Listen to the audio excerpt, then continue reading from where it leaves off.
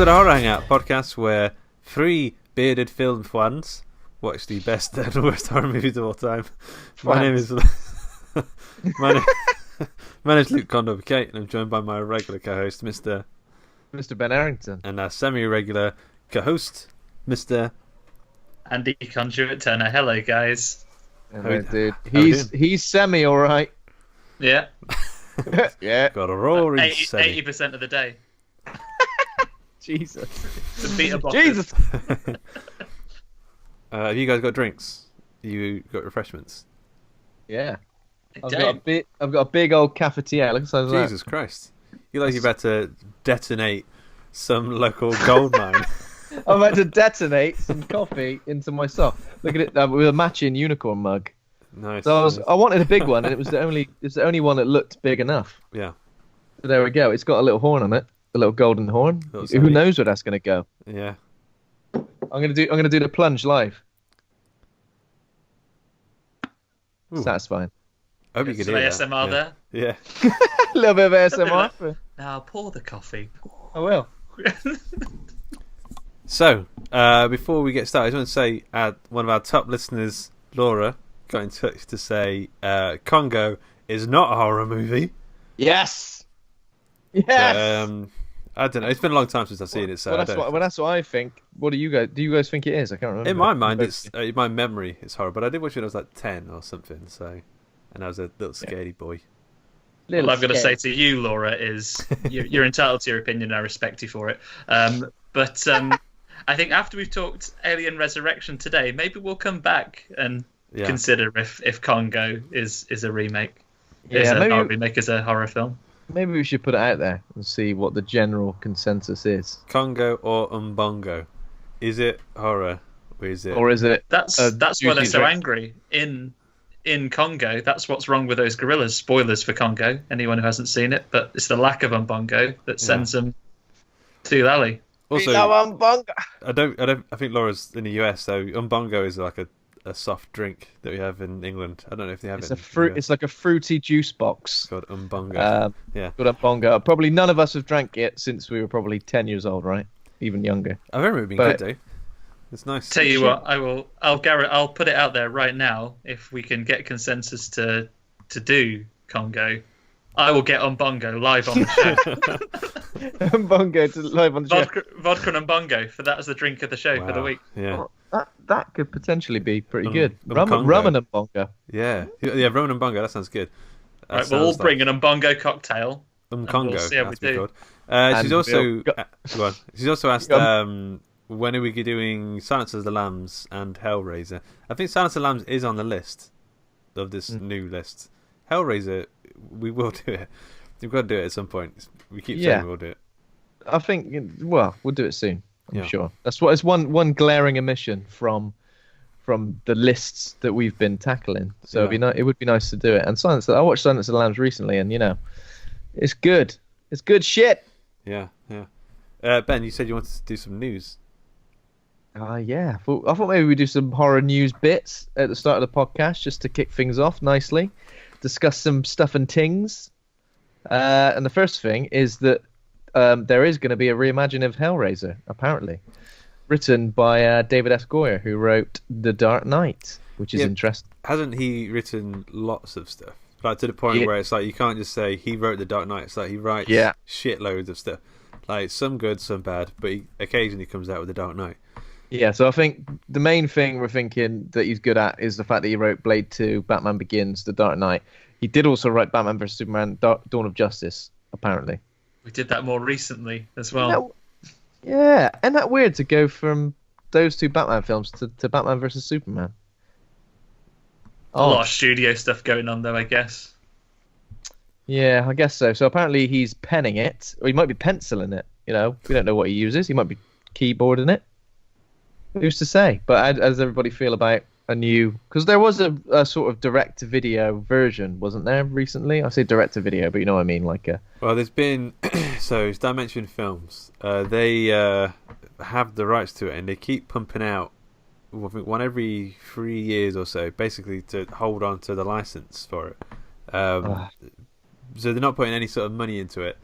And I don't think there's too much in the way of effort going into. I don't want to say for sure because I haven't seen them. Some people are grafted. They're doing 14-hour days. But it doesn't seem to be as much love as no. from a financial standing. So they keep sort of rolling this over. I think everyone's kind of been waiting for them to just either let it go to a different company who's obviously going to sort of try and give it to Blumhouse or someone who's obviously going to put some money into it and do something with it. Clive Barker, I think they're going to do a Nightbreed TV show at some point soon.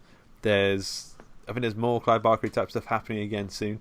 So it feels like we're about due for Yeah, well, whenever the last one came out, a year ago, I didn't see it. I heard it was awful.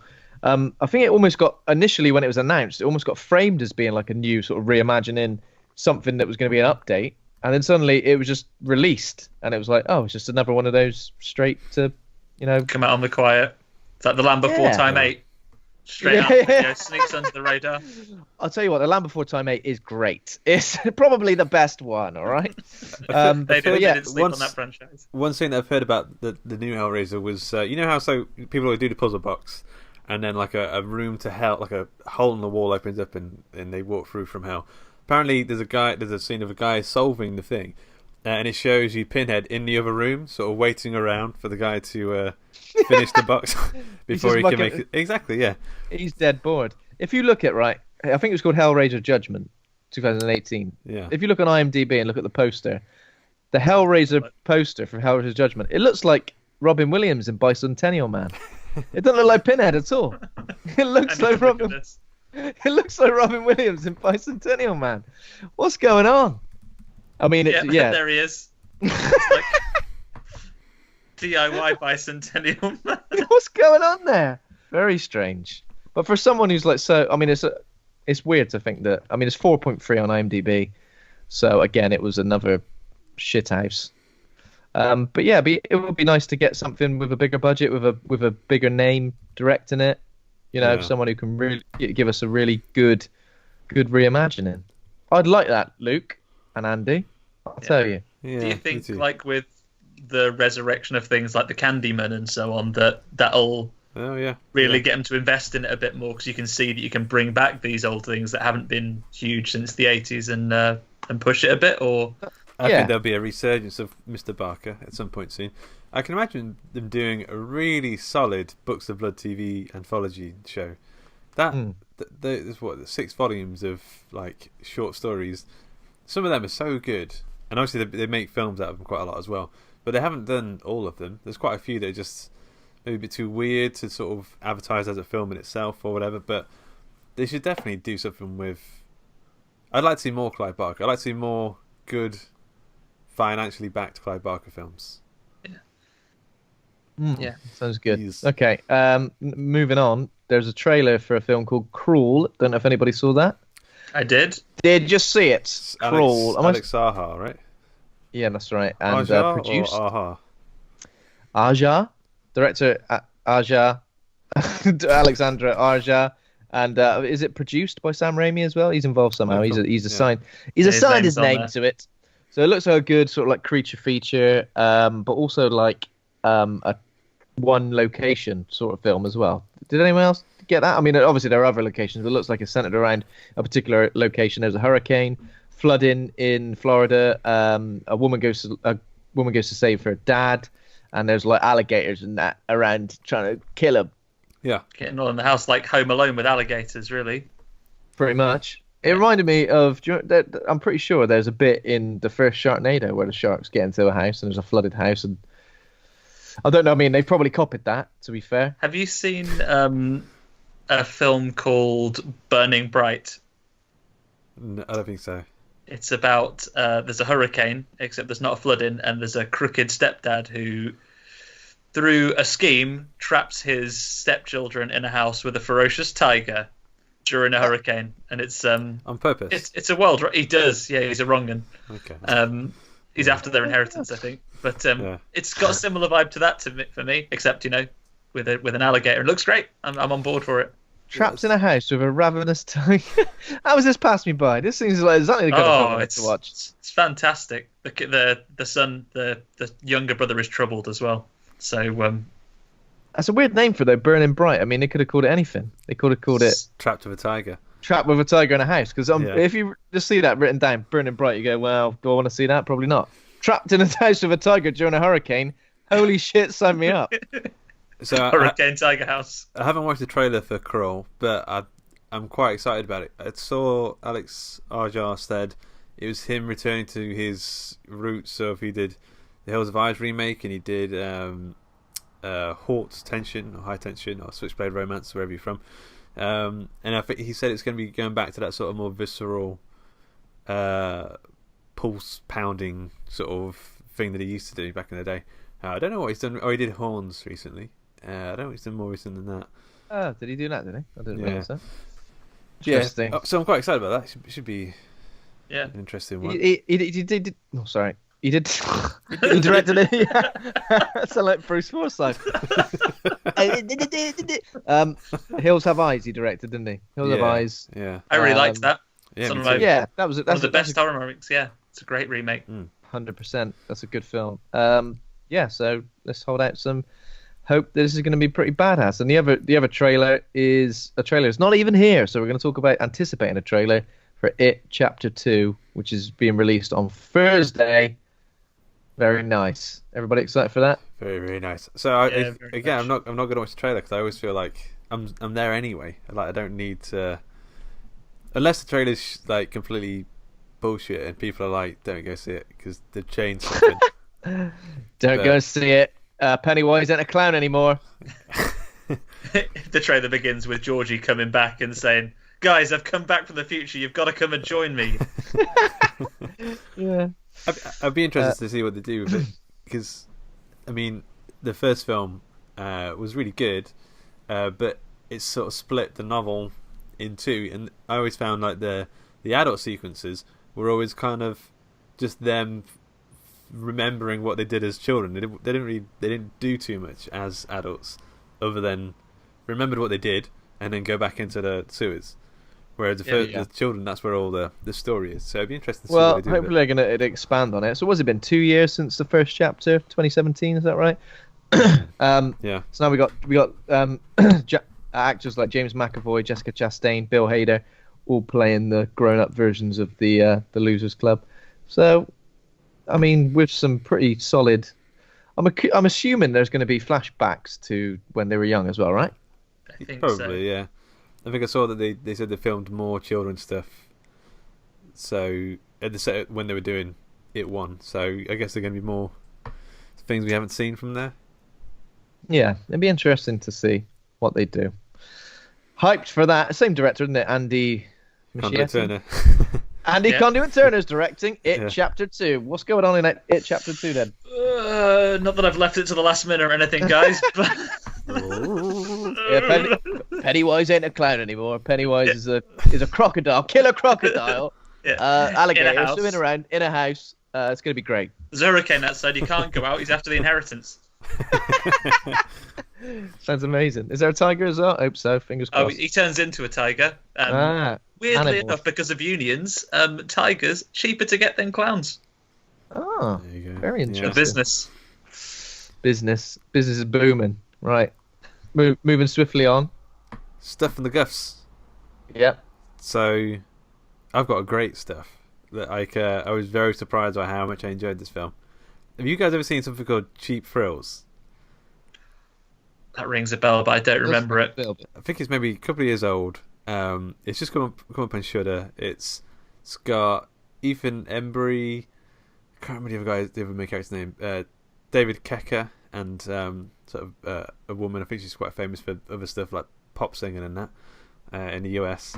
But so the idea is these two guys down the luck. One's a proper scumbag. I think he's a bit of a bouncer that gets money for doing dodgy stuff, and the other guy's hardworking, but he's out of a job. He's got to pay rent. He's got an eviction notice. He's got a kid and wife and everything. So they're at the bar. They're both drinking their sorrows, and they sort of get latched upon by David Kecker and his wife, and they're really well off. And they realise this guy starts just flashing his cash everywhere and starts saying, "Oh, if you down that shot, I'll give you $100 right here, right now." He starts small like that, but then he starts to say, increasingly sort of harsh things to do to make money, and it just gets more. It escalates and escalates and escalates until it gets to sort of body horror sort of part elements. But I just thought it was so like it's not like a arty film. It's not sort of going to change your life, but for that hour and a half, it really does get you, and it's just a load of fun, kind of super funny. There's one bit where the guys, he pays them so much money to go into the next door neighbour's house to shit on the floor, and it's a really dark black comedy, but then it just sort of goes to some crazy places, and it's, I don't know, it's just a really genuinely nice surprise that I hadn't heard of at all anywhere before, and it just popped up, and I just sort of randomly put it on, and it was just a lot of fun. If you haven't seen it, if you haven't heard about it, just go and watch it. It's just, I'd give it probably a 4.5 stars out of 5, just for the very impressive pure fun of it. Jesus. Maybe I think the sort of pure discovery element helps. You weren't expecting anything, and you suddenly get this nice surprise. Delicious. Yeah, it's good. It's good. Anything else? Check that out. No, I don't think so. I think I rewatched Spider-Verse. Oh, was that nice? Yeah, it's the best Spider-Man film. Yeah. Ever? Yeah. Even better than Spider-Man 3? Yeah. Don't talk shit. What about you? Andy, what about you? Forget me. For me, last couple of weeks I'm still doing Resident Evil. I'm on Resident Evil 6. That's a real slog. That's not such a fun one. But I'll get to 7 afterwards as a nice little dessert after I've eaten all my veg. Delicious. So I'll get to that one. We are talking games, aren't we? The game, yeah. I kind of forgot. How many Resident Evil films have there been? Probably about 6, right? Yeah, Jesus. There must be almost that many. But aside from that, on the game in front, I picked up Mortal Kombat 11 as well. Not horror necessarily, but very gory. That's a lot of fun. Smashing people's heads in, and on that's a jolly good smashing people's heads off. And then I popped over to the cinema and watched the new film from the Conjuring verse. The Curse. La Llorona. Is that from the Conjuring verse? La Llorona, yeah. Oh, I didn't know that. Yeah. It's only connected in so much as I think there's one minor character that's in both, and I think you maybe see the doll Annabelle. Okay. Otherwise, completely separate. There was a caretaker who was just happened to be working at a similar place. He went, hang on a minute. I've seen some shit like this before. Connected universe. Yeah. There we go. Yeah. It literally almost is that, except instead of a caretaker, it's a priest. Honestly, you've nailed it, Ben. Did you write and direct The Curse of? Under a pseudonym, under a pen name. It's fine. You guys have got The Conjuring to come soon, right? So I'd say the mainline films in that one are always better for me, but it's perfectly serviceable. Yeah, I don't think I've seen any. I've only seen The Conjuring 1 and 2, so I've not seen any of the Annabelle films. I've not seen The Nun, and I don't know how I feel about this either. I mean, I saw a sort of bit of a trailer, and I was a bit like, eh. Yeah, I'm not too keen on this one. So I think they've been hit and miss.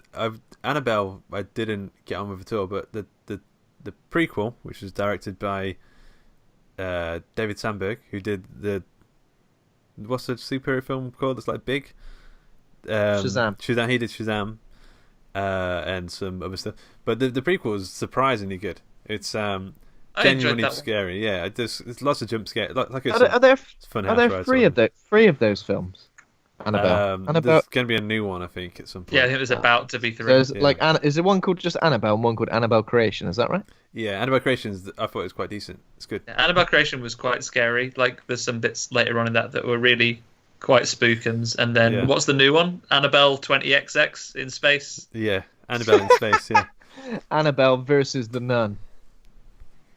I think we'll get to that point. And Ham. Was that it? That's it. Oh, my go, is it? So I saw the Ted Bundy biopic. Biopic's not the right word, is it? It's not celebrating his life. The Ted Bundy behind the music. Behind the artistry of Ted Bundy. So Zac Efron playing Ted Bundy. He was good, but I found everything else was kind of just a bit was lacking for me. It kind of presented it from the perspective of a lot of the women in his life to try and sort of show that he was a manipulative, a manipulative bastard, essentially, like someone who gets under the skin. Quite literally. Are there any scenes like after he's walked away from the lady who's tricked him, going, "Oh, hey!" But I think it's just trying to say that, like, because he's so charming. But at the same time, it really glosses over like his crimes, and it doesn't really show you anything of his crimes. Yeah. Which I know we all know the story and the kind of things he did, but at the same time, it almost feels like a courtroom drama. Like for the majority of it, it doesn't actually feel like. There's a few bits where he like escapes and it's like hijinks. It's almost like Catch Me If You Can sort of style. It's not like horrific murderer of 30+ people. I found that with the documentary, like it's sort of the bits when he escapes prison, the way the narrator's saying, and he did it again, the cheeky little monkey. And he did it again. Who's a monkey? Come here. Who's a monkey? Come here, you scamp. Have you murdered more women out there? Oh, yeah. And then the Who's police the detective is like, wah, wah. Yeah, so I wasn't particularly into it. I mean, it's probably worth a watch for Zac Efron's performance, but at the same time, it doesn't feel, even though it's a good performance, it doesn't necessarily feel like he's captured all the sides of Ted Bundy that I wanted to sort of see on screen. The backside. At the backside. The backside, the arse of him. I also watched check out his arse on. Check out the arse on him. I also watched Dragged Across Concrete, which is the new S. Craig Zahler. Yeah. A very long and very slow film, but I really liked it. So, I mean, it's like 2 hours and 40 minutes. Ooh. And it moves at a glacial pace. It is incredibly slow. A film that could have easily been an hour shorter, easily, and that's crazy to think.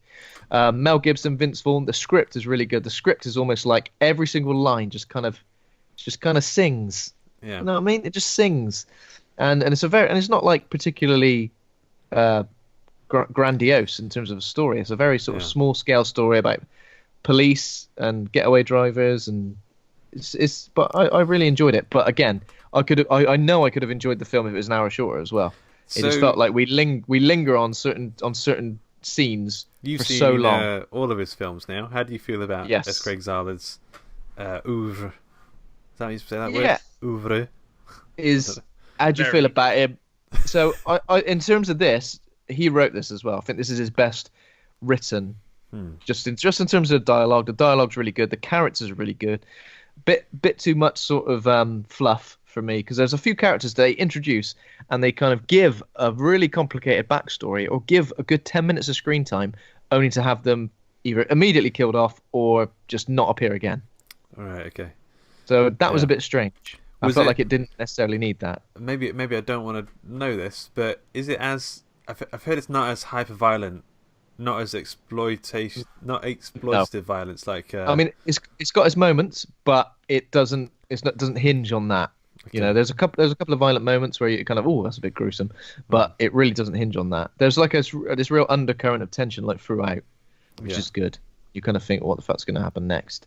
But again, it just really, really takes its time. I can't think of a film that's taking its time as much as this. Like it seems like it almost seems like this shouldn't be the final cut. If that makes sense. Yeah. It almost feels like the raw footage. Yeah, if it's a studio put this out, you'd think that someone would say, "Get rid of all this shit." But that's the thing; it's not necessarily shit. Exactly. Yeah, it's quite a small scale independent thing, isn't it? So I think he can get away with doing what he wants, especially after he's probably. It's called Cinestate, the company. He's probably made that company like a success. Probably kept them going with his past 2 films. So he's probably got. It's also got like a sort of political standpoint, but not in the way where it kind of takes one side or the other. It kind of like shows you various characters. Some who's they're conflicted, these characters. Some who may not be essentially good guys. But it kind of tries to explain why they are like they are, without without judging them and without taking sides as such, without saying this person's views are wrong, he's a bad person, let's judge him on that. But also kind of explaining why they do the things they do. But yeah, a really good slow build, slow burn, character led crime thriller. Good shit. Yeah, I'm looking forward to it. Good. Yeah. Okay. That's me out, fool. Done. So let's talk about the film of the day, Alien Resurrection. I went with the director's cut. I don't know about you guys.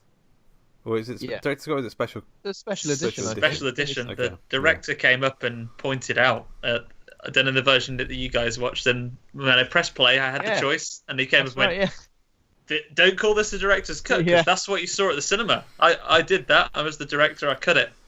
This is just a bit extra." He looked a bit. So it's Jean-Pierre Jeunet. He looked a bit shocked to be there. He was a bit like, "Oh, I'm on screen. Am I? It's my film. I directed this. I think. I mean, I was on drugs." Maybe after all the shit they had with the studio and director not getting on with Alien 3, they said afterwards, like, record this. Say you did your cut. Behind the camera, his wife and kids are there, like, read this. It's like a xenomorph holding the baby. Yeah. Little mouth coming out. I'm gonna. And it's like, this is definitely the director's cut that I made. I love you all so much. But yeah, special ed all the way. Okay. Ben, you got some information? Sure. So, Alien Resurrection, also known as Alien 4. Is it known as Alien 4 by anyone? I mean, it is Alien 4. Alien 4. Is a 1997 American science fiction action horror film directed by Jean-Pierre Jeunet, written by Joss Whedon. What? Starring Sigourney Weaver and Winona Ryder. That's it. No one else is in this. Fourth installment of the Alien film series and the final installment in the original series. So, brief plot. 200 years after her death, Ellen Ripley is revived as a powerful human-alien hybrid clone, along with a crew of space pirates. She must again battle the deadly aliens and stop them from reaching Earth. So, I guess we've all seen this before. What are people sort of... Because we all know, I think we all know going into this, it's not as good as the first two. Those two are sort of held in such high esteem. But I know some people really like this one. It sort of holds a special place in the heart. Maybe they watched it when they were a bit younger. It sort of ticks some action beats for them. I don't know about you guys, but is it something you enjoyed as a youth? Is it as good this time? Yeah, I mean, I think I think of it very similarly than I do with Alien 3, which is, even though yes, it's part of the main sort of series of films, it almost feels again like a standalone what if sort of story where they're really taking liberties with not just the character but also the setting. I mean, another 200 years after she died, you know what I mean? Like, that's how many years does that mean it's been since Aliens? Like, 80 years between Alien and Aliens or so, isn't it? Because her daughter's just died of old age in the start of Aliens. Yeah. And again, if we're being made to think that she's trying to stop the aliens getting to Earth again, in almost 300 years, have they not got to Earth, these aliens? Come on, guys, pull your finger out. They almost always try to get to Earth every time you're around. You have to start asking yourself, maybe I, Ripley, am part of the problem. Yeah, exactly. Yeah. Maybe I'm the... Yeah, so it is a weird one. The tone is kind of weird. So it feels like almost like a completely different universe to me. Yeah. I mean, even though the aliens are essentially the same, I don't know if it's just the director, but just in terms of a lot of the shots. Well, yeah, there's a lot of... he did Amelie. Yeah. So he's got a sort of a poppy sort of feel to what he's doing. Mixed that with Joss Whedon's, obviously, I kind of see this as a sort of a prototype in some ways for Firefly, and you know, he did the sort of space bandits sort of idea, and he did that really well later on. Space bandits, space banter. Yeah. Yeah, you've answered a lot for me, Luke. I didn't know that Joss Whedon had written it. As soon as you said that, I was like, that makes more sense because that's why it's such it's very quippy. You know what I mean? With quite a lot of one-liners in it. Yeah. So apparently Joss Whedon wasn't too happy with how it came out. He said it didn't hit the tone of what he had written down, and so he's never been particularly happy with this version of the film. But he said when he did Firefly and later on he did Serenity, which is the film based on it, he said that was more of the tone of what he was going for. And I love Serenity. I think that's a great film. It's fantastic.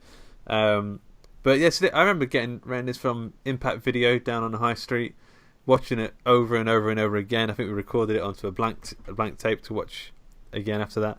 Piracy! Yeah. And I remember thinking Ron Perlman was an absolute badass. I remember, he does the thing on the ladder. I was like, this is a cool film. And when I watch it now, I'm kind of like, this isn't an Alien film.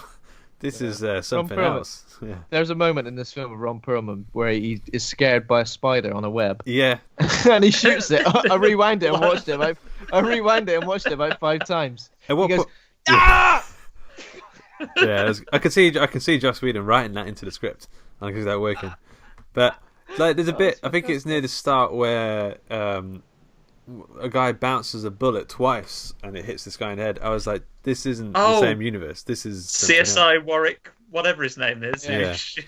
There's a lot of characters in the group of space pirates who are kind of like, they feel like they should be big characters, but they're just not given enough time. Like the captain, like he comes and goes before you know what's going on. You can very quickly sort of guess, can't you? Right, you ain't sticking about. I don't even know your name. It's almost like there's too many of the space pirates. I mean, what? There's like 6 or 7 of them. I feel like if there's just 4 or something, because there's enough other fodder for the alien sort of. There's all the doctors, and then we get another guy joins the crew. Tuco from Breaking Bad joins the crew later on.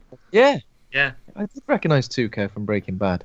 Because he starts off on the side of the doctors and everyone, and then he goes, I'm going to become a space pirate now for a little bit. Because he thinks they're super rad and cool, doesn't he, as they're walking around old DeStefano. That's his name. Oh, right? Yeah, something like that, yeah. Yeah. So Sigourney Weaver is like a clone. She's Ripley 8, so there have been like 7 versions made of her previously that obviously they haven't worked out. They didn't get past probation. Yeah. Winona Ryder's in it as well. Winona Ryder, I think I've seen her in any other sort of action horror films. I think the most horror film I've seen her in was either Beetlejuice or Black Swan, which I guess is more scarier. Ron Perlman, like a lot of Ron Perlman, Gary Durden, various people in these space pirates. They are kind of just side characters until they sort of find their own throughout the film. If they either get killed off or become more main characters, they don't start off as main characters. They sort of grow into those by surviving. Like Ron Perlman eventually gets graduates to like a leading role, but he's great. I mean, some of them are really good. It just who else? Brad Dourif. I think I tweeted that he's the strangest alien creature in this film. He is such a weird guy. Like his face, he's doing the thing with teeth in the window. The alien creature. The science man. Yeah. Science. But he's good. He reminds me, in the Get Out, the brother character who sort of wrestles people. Yes. Brad Dourif has a very similar sort of face to that guy. They're similar in the sort of their weirdness and the kind of scary in the unique ways. But, he's a character actor who you recognise his face from loads of stuff, but I wouldn't be able to put my finger on his name. He's got a daughter as well as in a lot of stuff now who's got the same face. He's definitely in Lord of the Rings, right? Wormtongue. Yeah, that's him. Have you seen Dirt Gently? No. Yes. I know what it is. So the girl who just kills people, she's got a special power where she can just kill people without even trying. I think it's his daughter, but is that really? Yeah. Yeah, she's very good. It's related somewhere, but they've got exactly the same face. It's quite uncanny. I have to go back and watch now. Yeah. See if she's doing like a face in the glass. Yeah. But I mean, so how does the story start? I guess we've got. I'll tell you how it starts. There's a little mosquito. The little bug. And I was like, it's just Crash Bandicoot PS1 bug. Yeah, I thought it was a title credit for the production company, and then it wasn't. Yeah. It was part of the film. When that came on for a second, I'll tell you, I have fairly fond memories of this film when it first came out, and I've always rated it probably higher than Alien 3, certainly. And then that started. It came and I was like, oh no, what have I done?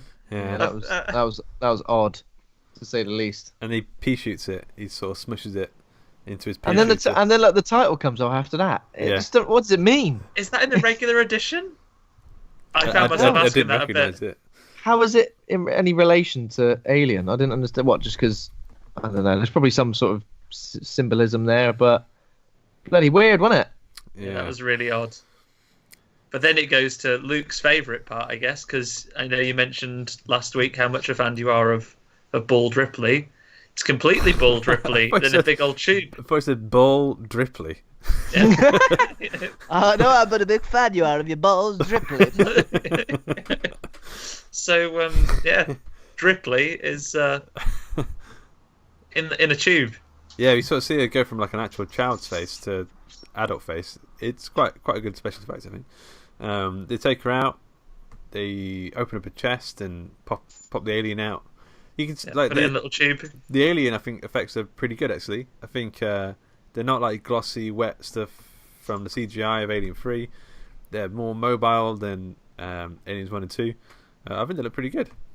Yeah, they're drippy. Yeah. They're very drippy, very clear and drippy. Snarling, like country western. Yeah, there's very singers. snarly lip. Yeah. Yeah. So yeah, obviously we've got a clone of Alien, and she's got Ripley's clone of Ripley, sorry, and she's got Ripley's memories. She's stolen her memories, and she's got like some odd psychic link to the xenomorphs, where like, so she's almost like a superhuman. This is what the one element. We start with her doing like the flashcards, don't they? And they're showing that obviously she was like a blank clone, I guess, and they cloned her as an adult, right? She didn't have to grow up. Yeah. So she was cloned as an adult, and then they're showing her flashcards. I saw the scientist cheats on the first one because she is literally, go back and check the tape. The scientist is mouthing glove at her first. She's like hand. Close, glove. But I was giving you a hint there. If you can't even get a hint. She's proper like catchphrasing it. So the second card comes up and it's like fruit. Very close, but not the one. It's cherries. Cherries is what it is. And I would love it if Roy Walker was on there. And let's see. Show him, Mr. Chips. Instead of the flashcards, it's like Mr. Chips. It's the thing like which one of the spanners is going to disappear. Yeah.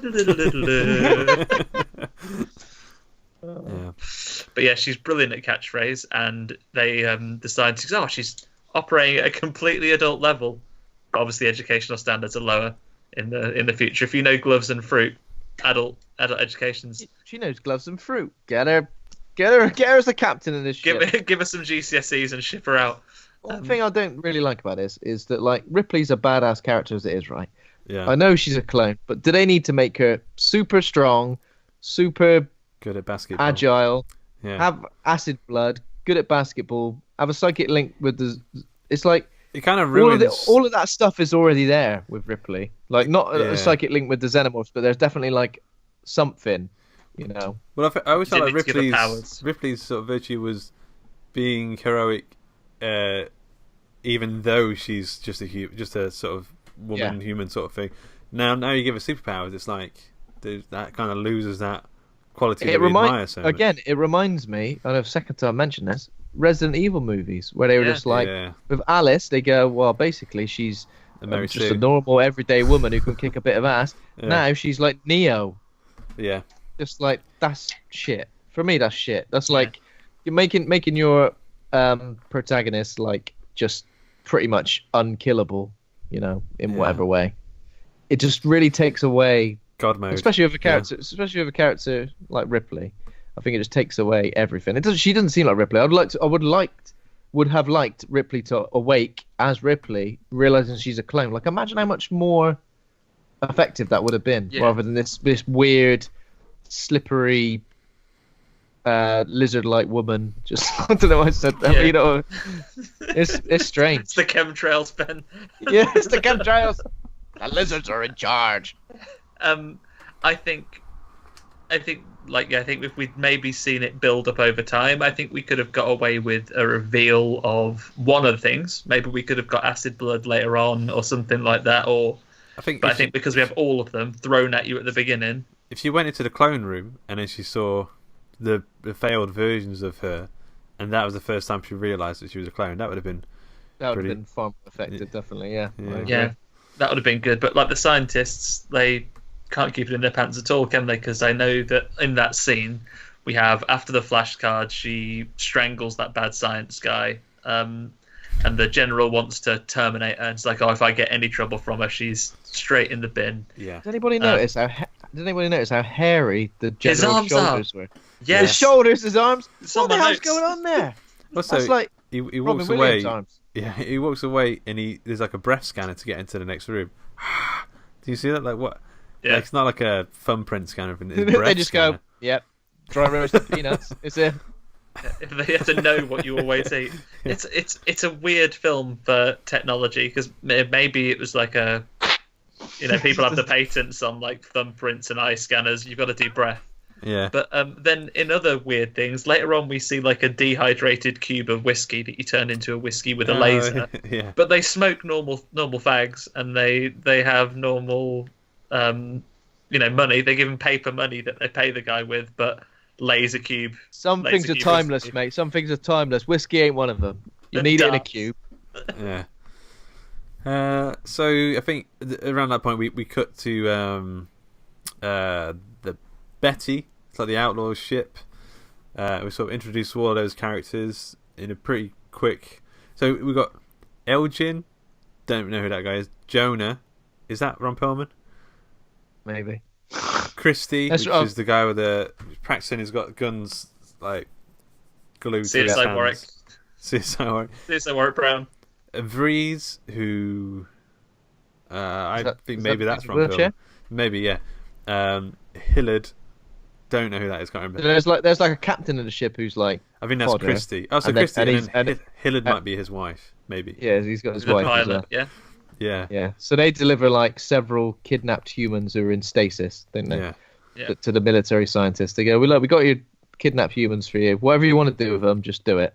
Yeah. Just give us our paper money, and we got." Yeah. I'm right in saying the general isn't Al from Quantum Leap, is he? He just looks a lot like him. Yeah, I think he's not Al, but he does look like him. I see what you mean. His arm's definitely as hairy as that. Yeah. So military scientists are basically using humans as hosts for these xenomorphs that they've got now, and they're raising several adult xenomorphs for study, keeping them all in the same little room together, which I think is a bit strange. And they've got the queen in a little pen as well, right? They've got the queen in a little box that they look at like a Magneto prison. Yeah. Stick and have a look at them through the glass. Playing chess. I think it does. It's a pretty good question to ask. All the way through the films, it's always been like, oh, the military wants them, but it's good to do a film when it goes, okay, so what they do if they actually get them. This is sort of answering that question. It's a good answer. We always get made to think that they want to use them for like as sort of biological weapons. Yeah, I think that's what we've got in previous installments as well. And the scientist goes against it in this one. There's biological weapons. That was Weyland-Yutani, who apparently been bought out by Walmart at this point. For real, that's a real line in the film. Oh, is it? Really? Because they were bought out by they went bust ages ago. They were bought out by Walmart. I can see Joss Whedon writing that actually. Yeah, giggling to himself. And then he talks about vaccines and other stuff. So this is they're not necessarily weapons. You can make lip balm out of them and all this other cool stuff. Shampoo. Shiny. Yeah. You can get the acid and you can just rub it on a wound you got and your arm will fall off. Lovely. Got some scratches in your car. I'll sort out the paint. So they all meet. So they're sort of holding in this little. They go, guys, we've got a giant, massive fuck off ship, but one basketball court. So if you want to hang out, that's the place to go. Yeah, that's where you just chill out there, and then they sort of get to know Ripley a little bit, don't they? And they have a scrap. One of them shoves the barbell into her face. Yeah. It escalates so quickly. It goes from like being a little bit annoyed about basketball because first Ron Perlman was like, "Oh, shall we have a game of basketball?" And she's not gonna give him the ball. Yeah. So he loses his temper a little bit, and then he has a bit of a swing for it, and she like throws him across the room, and then CSI Warwick Brown escalates immediately to 11 and bashes her on the schnoz with a barbell. Yeah. So the famous basketball shot was real as well, wasn't it? Yeah. And Ron Perlman's reaction was apparently real as well. Like he goes, "Hey! Oh, you're really good at basketball." I think it took him so many takes that I think he was genuinely shocked about it. But they're going to say, just do one more, and then otherwise we're going to have to do some CGI and get it in that way. But they finally did it, and I think Ron Perlman was just happy to be able to fucking move on. He'd been there for 3 fucking days, trying to do it. Every time Sigourney did it, she like threw it backwards, smashed him in the head. Fucking. But so they have a scrap. I think it's fairly soon that the aliens get out, right? Yeah, it's a pretty quick turnaround. So literally, they have that scrap. There's been a couple of throwaway scenes where like we meet their crew a little bit. The captain's giving his wife, the pilot, a foot massage, which is like a really odd bit.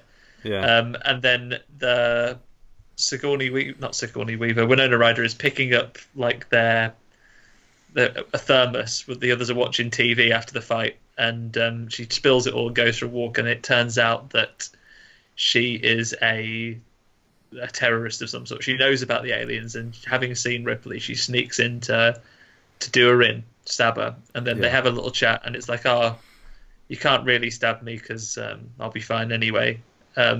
So why don't you off you pop? And as she walks out the room, the military she can regenerate like Wolverine as well. Yeah, super strength, powers, super agility, regeneration, like God.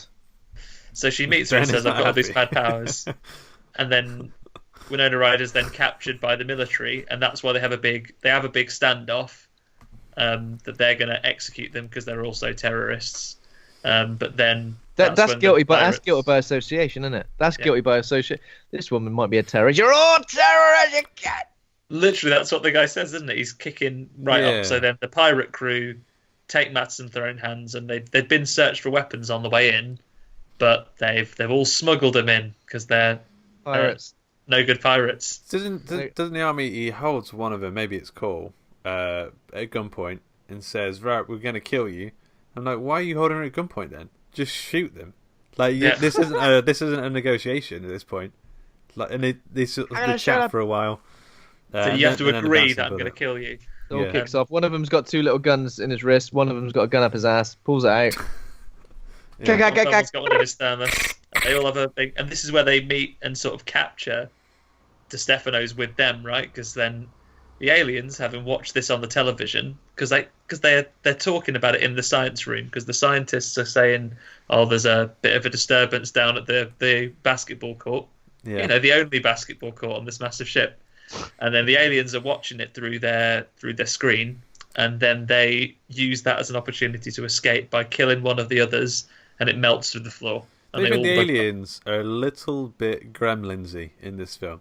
Like, so they see that and then they escape, and then they have the scientists have like a frost spray thing that they use to sort of calm them down or whatever. And when they disappear, and the guy's like looking in, going, "Oh, where have they gone?" And an alien sort of pops out of nowhere and like presses the button when it's in and out. Yeah.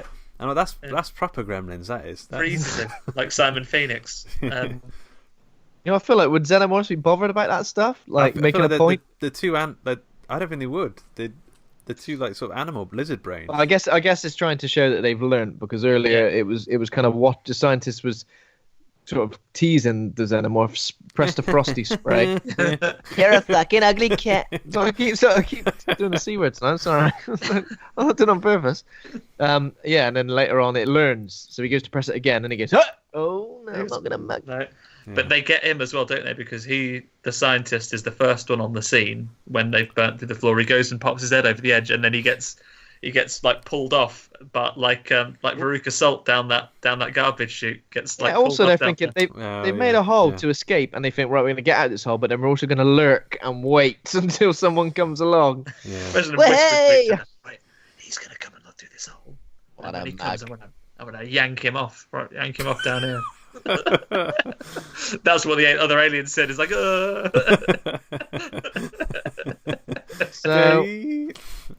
So then now the aliens are out, I think someone reveals that there's like a default command to make the ship return to Earth in an emergency. Yeah. Which Control makes Alt Delete. Control Alt Delete. Yeah. Which obviously then Ripley like kind of knows that they've escaped as well. Because so she tries to do her own. She has a sniff, and they're also knocking on the door. So she uses her acid blood to escape into a door that's just been in a room the whole time. She escapes too, and then heads, I guess, towards the basketball court. Meanwhile, all of the army guys that are in there, they know that there's breaches, and the alarms are going off and saying, there's aliens in all these floors. So they do a big evacuation, don't they? And they're all jumping onto the escape pods and flying off. Yeah. Which is when we get our this is the one I messaged you guys about and said, is this intentionally a bit of comedy?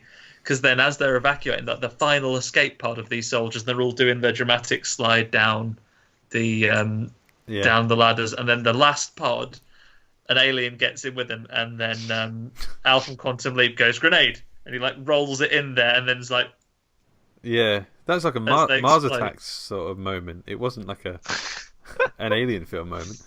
And then after he salutes them, one comes up behind him and gets him in the brain. It's the old hypothalamus, like the relic, and he pulls it out and he goes, "Bloody hell!" Yeah. It's the tone is a bit strange. I mean, it's pretty consistent, I think, throughout this film, but it feels so out of place after watching the other Alien films. Even like the new Alien films, they're pretty consistent in the Alien verse tone. Yeah, pretty straight faced, aren't they? This one stands out like a wet thumb. So what happens? Like, so, it's not Christy. The captain dies. They pull him through the floor and then bite him in the bum. Because he gets pulled down to the waist, doesn't he, in the floor? And he goes, "I'm stuck in the floor. This is embarrassing." And then you see the alien like go, like lining him up. And we just see his eyes. Is it pain or pleasure? We can't quite tell. I'm not gonna lie. For the last 50 seconds, I kind of zoned out a little bit. And as I zoned back in, it was just Andy saying, with like 3 question marks on the end, "Bite him in the butt." Honestly, go back to the tape. Like, I don't know where else it could, because it pulls him down to the waist. Yeah. And it bites his juicy ass. So then they're all sort of escaping now. We've got one of the doctors and Tuco from Breaking Bad and all our sort of gang. They're all sort of escaping. They make their way into... they've met Ripley now, right? So she's crawled out from under the captain's body and shot the alien, saved the day, and then they're all going together. They come up with a plan to get out. Is now around about when Ripley sees her clones as well? Yeah. So she goes into a room and there's like all these different versions of failed Ripley clones who are all in different stages of being minging. I've got a list of some of them. God. There is Tail Ripley, like Tail Baby Ripley. There is like Cousin It Crazy Hair Ripley. Is there a crazy hair one? There's one with just tons of hair and teeth. There is one that is Alien Face Ripley, and then there's one that's actually alive, not in a jar on a bed. That's blob really poorly. So it seems like obviously the xenomorph, when they're trying to clone Ripley, the xenomorph and the human DNA is really getting mushed. Yeah, because I guess they've got it out of the ashes of that furnace, right? Yeah, exactly. I mean, this, to be fair, a lot of the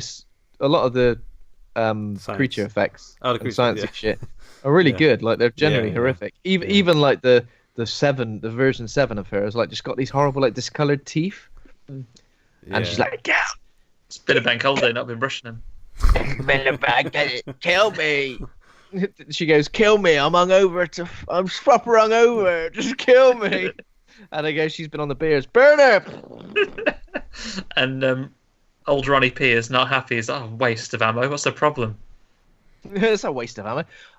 All right, Ronnie P. I just killed 7 horrible clone versions of myself. What about you? Yeah. You've never seen. Bet Ron would be like, "Tell you what, if the next room is full of 7 rotten clones to me, I'll save the ammo. Think of the long game." I'll say, but then he goes in and he finds one that's more handsome than him. It's weird, like the things that you remember. So there's a scene. Burns them all. I think whilst this is happening, the guy in the wheelchair is sort of rolling around and he sees an alien coming for him, and he builds a sort of shotgun out of like bits of his chair, and he gets bits of Lego. And he gets like a bit of acid on his tab, and I've never ever forgotten that bit of him making the thing out of the chair. But he survives. I think he blows off the. He blasts it away, doesn't he? And he gets a bit of acid on his leg, which we've established in an earlier shot when Ron Perlman, as a joke, throws a knife into his paralyzed leg. As a hilarious joke. That's a hilarious joke for a paraplegic. Yeah, and I have a knife in your leg, you bastard. So, but then he gets it on the ear, and that does come a bit sharp, and he has a bit of a scream Because it about goes all the way that. down to the boat. But that's the thing as well. This is he's the ship's engineer, isn't he? And that's why he's on his own, because he's off getting some spare parts. And somehow he also shows us that in the Alien canon, Popeye the Sailor Man has made a massive resurgence several hundred years in the future because he's always whistling the theme. No, is it? Yeah, I don't know that. Yeah. yeah, he's whistling the theme. I'm like, it's unusual to think Popeye that the I would say. Sailor Man. I think Yeah. kids now today that are younger than us probably wouldn't know what that music was. I didn't know what it was. I haven't seen Popeye in a long time though. But yeah, so he comes back though, and I guess it's at this point that they have a little like a jump scare, don't they, where they open the door and it's him comes tearing out. They're like, "Oh, thought you'd definitely be dead." And Ron Perlman welcomes him back by saying, "Oh, we should leave him behind because he's crippled. He's no good." Welcomes him back by sticking two Another knives in his legs. Yeah, good to see you. Yeah. I think so. There's a bit now where they swim through like this flooded area, trying to get from one part of the ship to the other. And this is the first time we see aliens underwater, like ever, right? Yeah, I think so. And they're pretty good at it as well. I mean, I can't imagine how they would have done this effects before now. I think it looks quite good. Yeah, it looks a lot better than any of the Alien 3 effects, and I guess they swim in a way where you're like, because I mean it's pretty horrific as well. Thinking about it, alien coming to get you. So they all pretty much swim through, and I think one of the aliens gets killed at this point, doesn't it? Doesn't Ron Perlman fire some sort of rocket launcher with like a grenade or a rocket or something like that? And they establish before they jump in the water. DeStefano asks, "Hey, cool pirate dudes, do your guns fire underwater?" And they go, "Of course they do." Of course, it's the first thing we sorted out when we became space pirates. Don't want idiots 15, 20 years in the future to pick that apart like ourselves. They definitely fire underwater. So yeah, they get rid of one, but then at this point, the pilot lady gets dragged off by them underwater. Yeah. And the others dig their way out just to find that it's a goddamn ambush, and there's loads of eggies by the surrounded by eggies. Yeah, and they're all sort of in this, all gasping for air, gasping and spluttering for air. When there's and obviously face huggers come out and try and mug people off. One gets on Ripley and she just wrestles it off, right? I think she eats it. Just swallows it as it comes out. A little Ripley head comes out. Yeah, a little Ripley head. That'd be such a funny reveal. Like a Pez dispenser Ripley head. I realise we've met an extra character as well in their explorations. They've met the guy who was one of the people that the pirates were delivering, who's been facehuggered and has an alien inside him. Yeah, and he's had his scene. I really like him.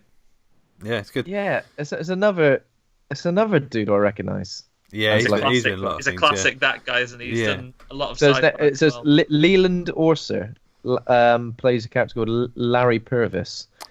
He's been in loads of stuff. He's been in Saving Private Ryan, Daredevil, Taken. He's been in all 3 Taken films. A recurring character in Taken.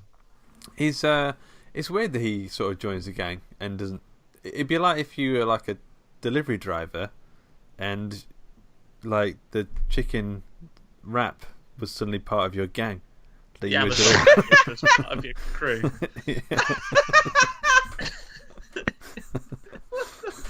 Literally the Domino's pizza you were delivering. I was like, where's he going with this?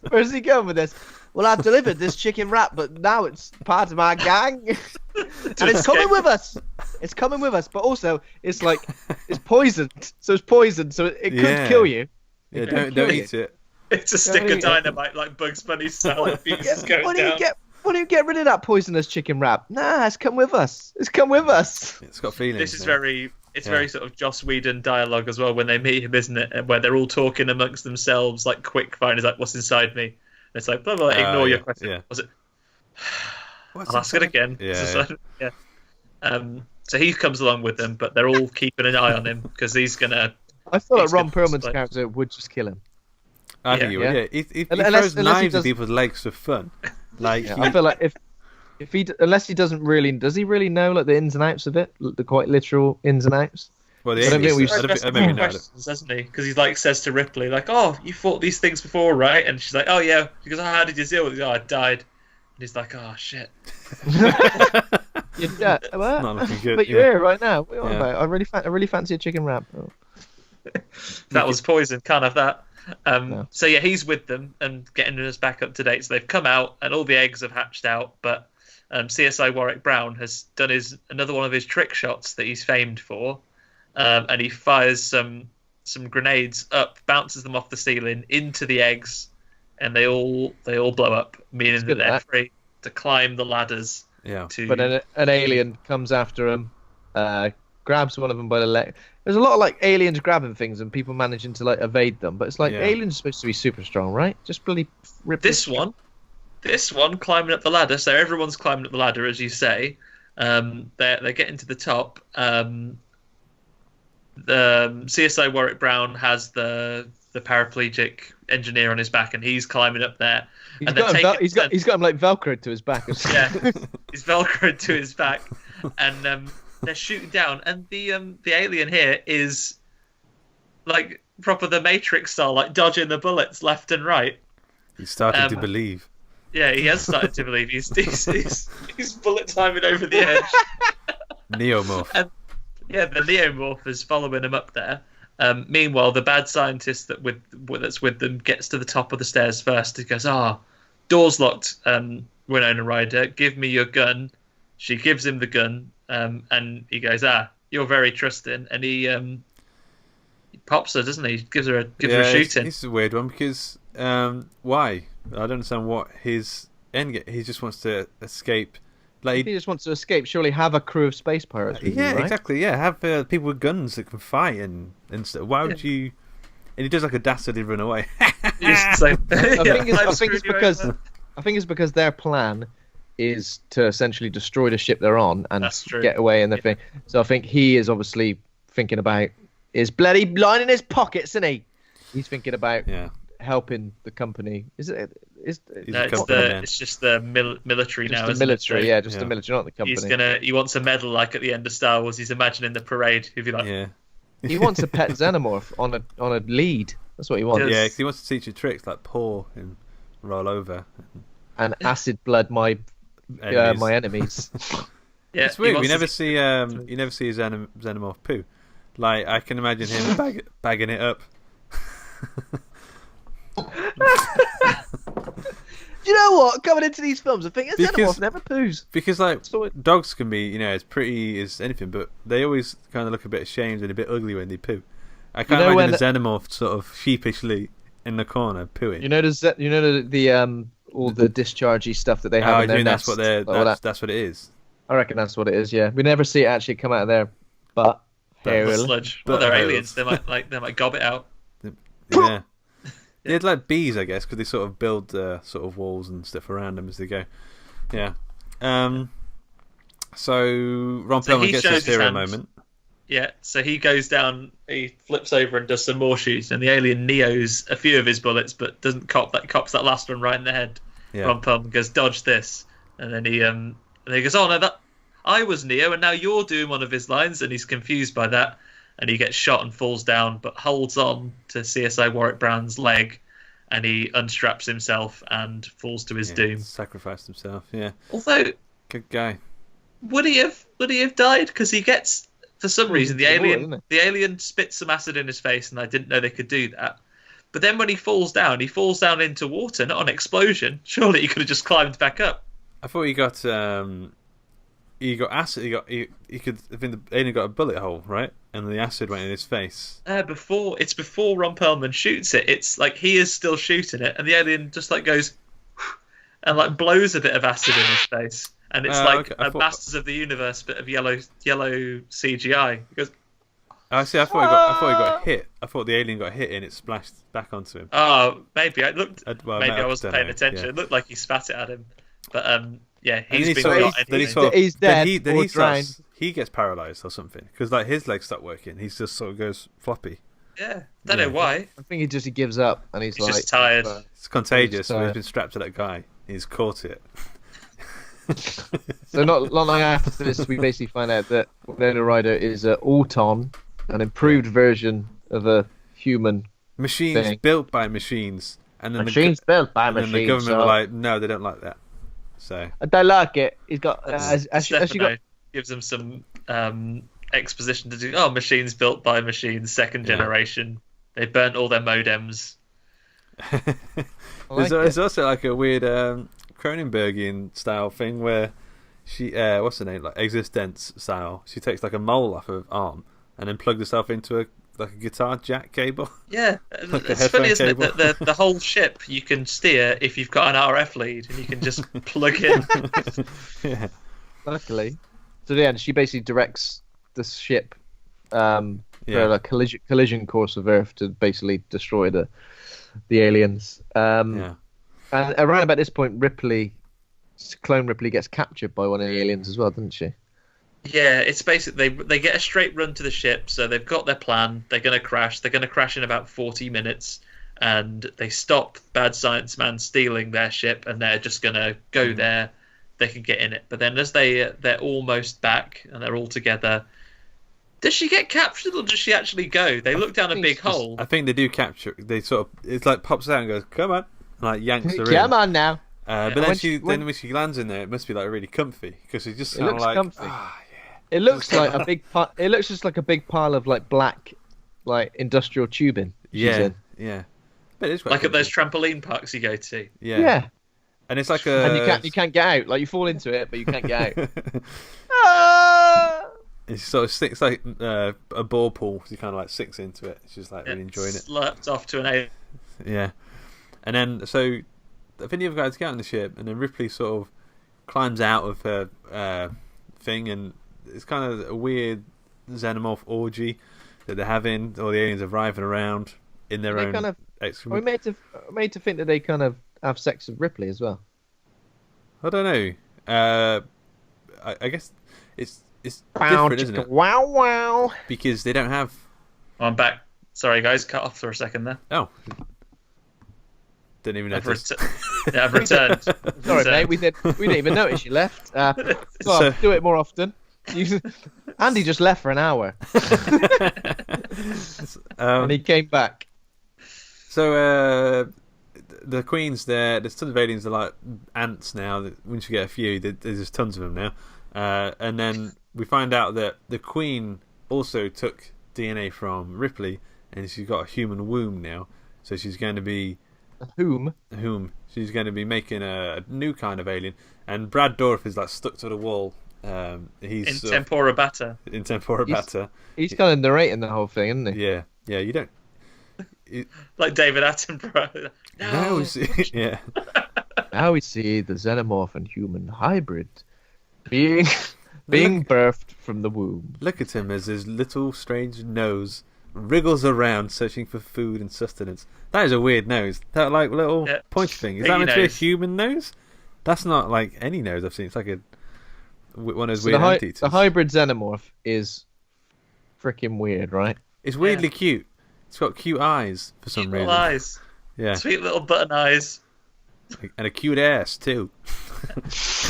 But it doesn't take to its alien mom at all, does it? Punches a mush off. Literally smashes her head off. Like punches the face right off. Ripley escapes. I don't know how actually. I can't remember. Basically, it punches the alien queen's head off, and then goes and licks Ripley, and it's got a big old cow tongue, like not a nasty alien Pez dispenser one. Yeah. And the science guys basically go, "Oh, what a beautiful baby!" And it looks at him and goes, "He is being as patronising as shit. I'm going to go and get him, Mum." Yeah. And then goes and bites him like a Krispy Kreme donut, like a raspberry filled. And he gunges out. Yeah, it's pretty much like that. There's a lot of gungy blood and shit. So he goes and bites his head right off, and in its distraction, Ripley literally like legs it, just like whoop, just scarfers.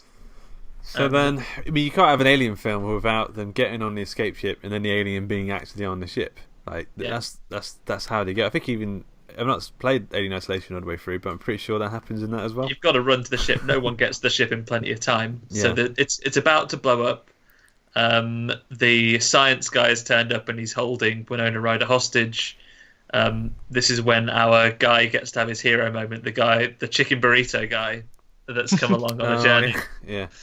he saves the day, beats the shit out of the science guy, and then holds his bonce next to his chest, so when the alien bursts out, it'll get them both. I don't think that would happen. Like, wouldn't the alien just sort of push the guy's head out of the way, and it would just sort of go around? Why would he go through? Like, he must have a real strong grip, pushing his head really hard against his tummy. Yeah. But yeah, they're ready to go. Ripley just makes it, and then the door isn't closed. And Ron Perlman cracks the shits about that and said, "I've closed that door hundreds of times." So Winona Ryder goes to do it, and who should be there but the alien hybrid, who closes the door kindly enough, but then is on the ship with them as they take off. And it's whistling the Popeye theme music. It is. And then it eats someone. I can't remember.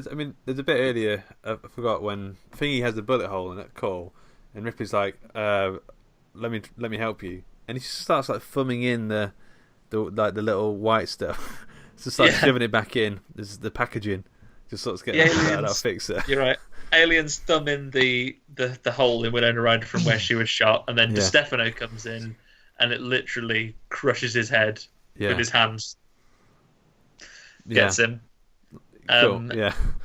And then Ripley realizes something's amiss here. I've realized that this is the fourth Alien film I've done, and it's always here, still at the end.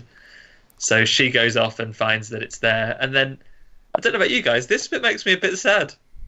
It's sad.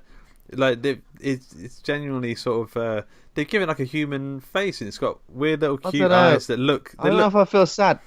It kind of does my head in a little bit.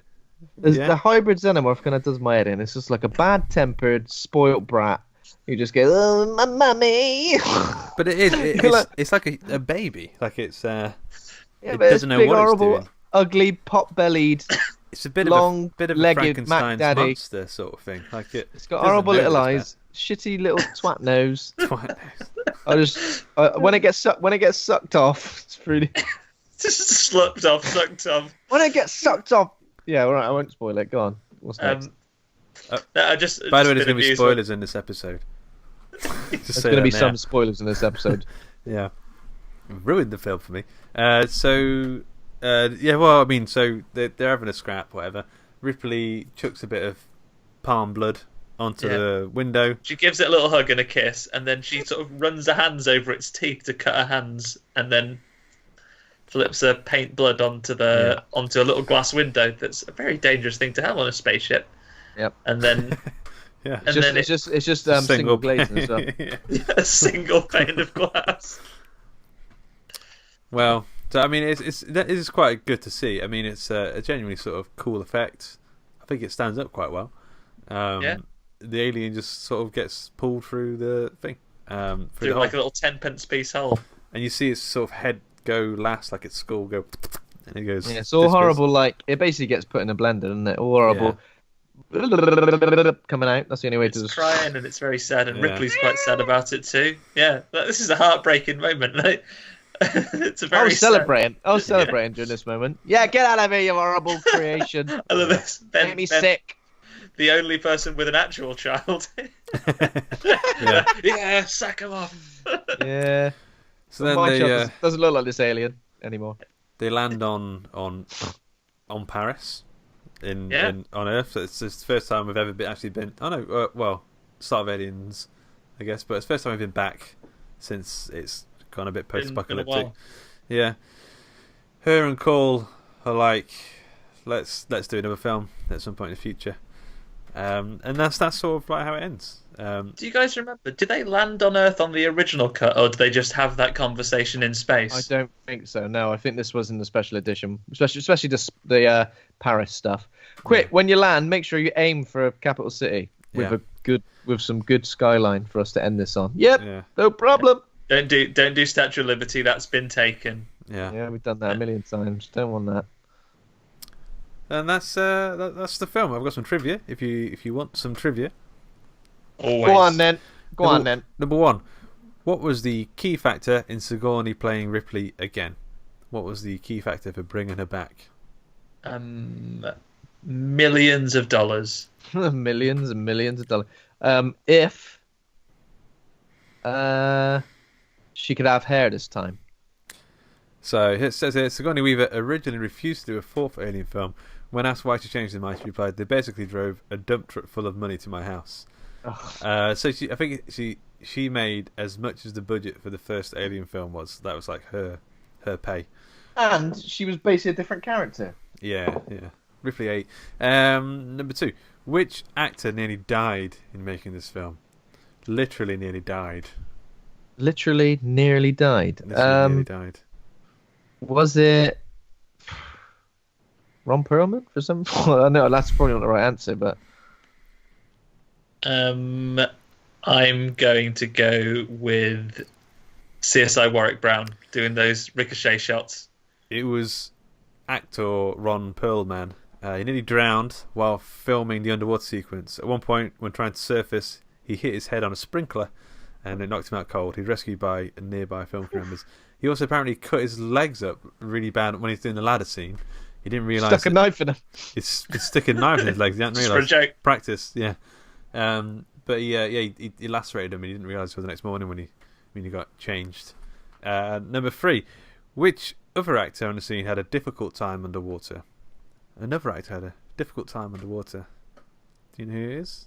Was it the guy in the wheelchair dude? Because when he like strapped to someone, he was strapped to someone underwater, which I can imagine being not very nice. Quite a maybe the dude he was strapped to. He probably did. Don't know his name, so who knows? Andy. Yeah, I'm gonna go with the strapped man, not the. I'm the a man. strapped man. The man with a strap on. Yeah. So the underwater sequence marked the first time that Winona Ryder had gone underwater since a near drowning incident that happened to her when she was 12 years old. The actress suffered a complete anxiety attack on the first day of filming in the underwater set. Yeah, I didn't realise they'd completely. No, we've almost all drowned when we're 12. Yeah, we have. I have some terrifying experiences. But number 4, which character got neutered and spayed in post-production? Neutered and spayed in post-production. Neutered and spayed in post-production. Neutered and... Yeah, what? I'm trying to think. Was there an animal in this film? Was there a cat? I don't remember any animals. Was it Ripley's 1 through 7? Do they chop all their giblets off? Chop their giblets off in post-production. Well, they're sort of an animal. I mean, the aliens, I guess you could say, are animals. And oh wait, it was a xenomorph hybrid, wasn't it? Andy? Oh, I think you've got it now. I'm going to have to stick with my original answer of Ripley clones, even though it's wrong. The full-size newborn animatronic puppet, the newborn is in the newborn alien, which is the hybrid, was originally filmed with genitals that were mixed between male and female genitals. They had to be digitally removed on studio orders. Get rid of that dick. End of fact. They went, that's too sexy. Get rid of it. Yeah. We found the alien human hybrid sexy enough. Now you've added genitals. It's too sexy. Yeah. more sort of dripping though, if we could. Yeah. Number 5. Which guy on set didn't have a clue what he was talking about? Which guy on set didn't have a clue what he was talking about? You got to say it like that. Didn't have a clue what I was talking. I don't know. Well, these questions are hard, Luke. What are you playing at? Didn't have a clue what he's talking about. Was someone doing a? Is it the scientist? Because that science was very. I'll give you a clue. It's not an actor. Which guy on the set didn't have a clue what he was talking about? The key grip didn't know dick about cables. The director? Yes, director Jean-Pierre Jeunet, how do I pronounce that? Spoke almost no English at the time of shooting. Only spoke French. And had translators on set at all times. By the time the special edition DVD was released in 2003, he had learned enough English to record a director's commentary. Yeah, he didn't know what he was talking about. So that's you both got 10 out of 5 or something. Yes. So nice one, well played. And now we need to rate the film. Let's see if you got this right. Oh, I'm trying to remember what I gave Alien 3 because I think I do prefer this to Alien 3. Like, I'm not sure if you gave it a D+ or a C-. One I think I gave it a D+. Sorry. I do. I thought that was it. I looked at my phone.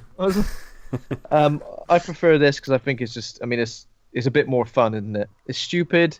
It's over the top. It's got some pretty cool characters. It takes a lot of liberties with the alien mythology, but at the same time, again, if I look at it as sort of a standalone thing, I can appreciate it for what it is. So I'll probably give it a C. Lovely. Andy? Lovely. Yeah. Obviously, I haven't got to compare what I would have scored the other one. I've not put that pressure on myself by doing several of the films. I think it's aged a little bit. It probably has lost some of the sheen from when it first came out. But you know what? It's a decent sci-fi action film. Probably as much a horror as other sci-fi action films like, I don't know, Congo. Great choice. I'd give it a C. C, wow. I was going to go D+. Oh no, so C-. I'll drop it a little bit. Maybe I'm being too kind.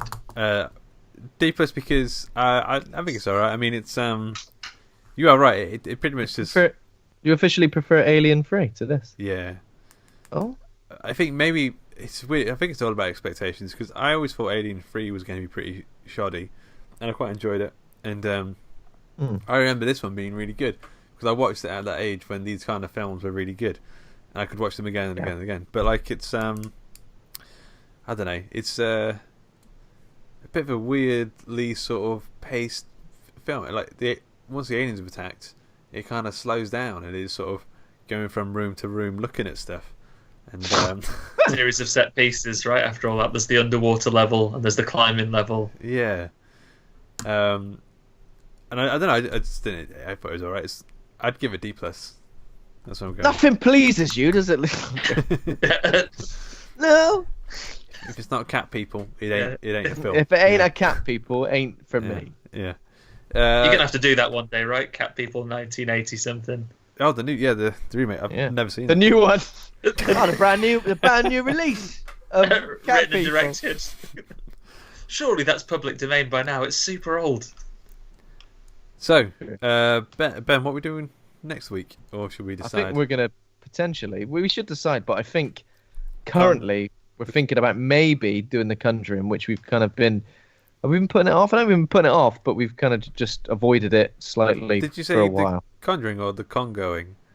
So if you want to do Congo, it's up to you. I said the Conjuring, but let's put out something to basically ask if we think the Congo. If we think Umbongo Congo is officially a horror or not. Okay, yeah. Let's do The Conjuring, I think, and then we'll do The Congoing. Yeah, we'll put that out on the Horror Hangout Board of Advisors Facebook group. If you haven't joined that group, go and search it and join it. Lovely. Someone, Laura, who we've already mentioned once, said we need Horror Hangout T-shirts. That's what she commented today. Oh, cool. I didn't know that. Just as long as you have shipping to America. Yeah, we could do that. Maybe we'll mock up a few designs, see what people want. See what the people want, innit? What was I going to say? So we should do an episode of The Congoing, where one of us sort of is in favour of it being a horror movie and has points about why it's a horror movie, and the other person has points of why it's not a horror movie, and then we can figure it out. You know, this is the new Die Hard a Christmas film, isn't it? I like it. That sounds like an utterly pointless exercise. I'm into it. What a waste of 2 hours. Let's do it. Cool. Let's do it. Okay, so Andy, have you got anything you wanna plug or no, it's quiet now. Comics are around as usual, but watch some good horror films, people. It's going to be a good year for them. Cool. So, any last words, Ben? Before you die. Well, any last words? None. 0. That's 2. That's 3. That's what I was going for. Jesus Christ. Okay, this show is brought to you by Hawk and Cleaver. Head over to hawkandcleaver.com. Become a patron over at patreon.com/Hawk and Cleaver. Thanks to Kovacs Cameron for our theme music. Thanks to Acast for hosting the show. Thanks to the listeners and the people in the Facebook group. If you can find a Facebook group, it's Horror Hangout Board of Advisors. Thank you very much. Thanks to Andy Conduit Turner for joining us once again. Thanks for having us, guys. And thanks to my co-host Ben for being a right or a dude. Thanks, Luke. Bye.